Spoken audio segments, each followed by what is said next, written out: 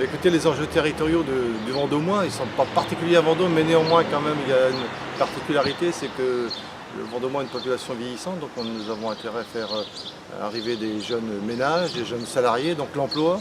Derrière l'emploi, c'est aussi des questions d'éducation, questions de santé, puisque donc la démographie médicale étant ce qu'elle est aujourd'hui, il y a de gros travaux d'investissement humain à avoir donc, sur le Vendômois.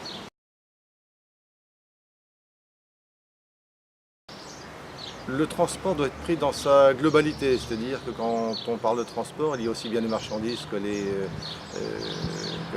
personnes.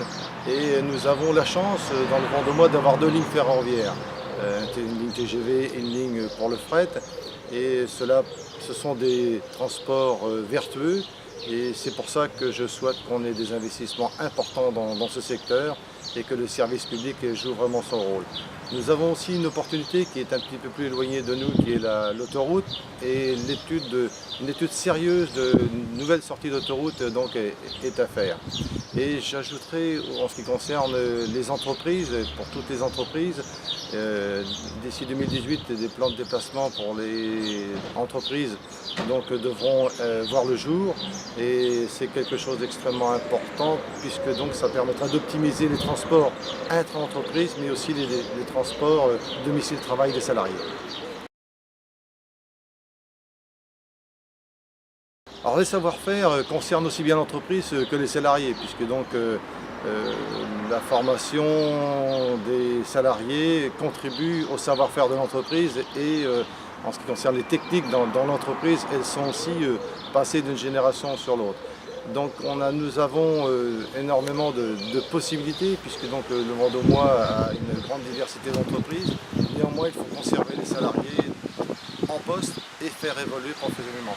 Cela passe par une formation tout au long de leur carrière et faire en sorte aussi que la partie recherche-développement prenne tout son sens, puisque à partir du moment où nous avons de la recherche et du développement, l'entreprise prospère et crée des emplois. Et donc j'envisage d'être très à l'écoute des entreprises qui investissent dans la recherche et développement et peut-être regarder d'un point de vue fiscal, à condition qu'il y ait création d'emplois, qu'il y ait quand même un accompagnement fort pour ces entreprises. L'innovation, c'est quelque chose qu'on entend très couramment. C'est pas quelque chose de nouveau, l'innovation, elle existe depuis que les entreprises existent, puisque donc que ce soit dans les process comme dans l'organisation, c'est ça qui change.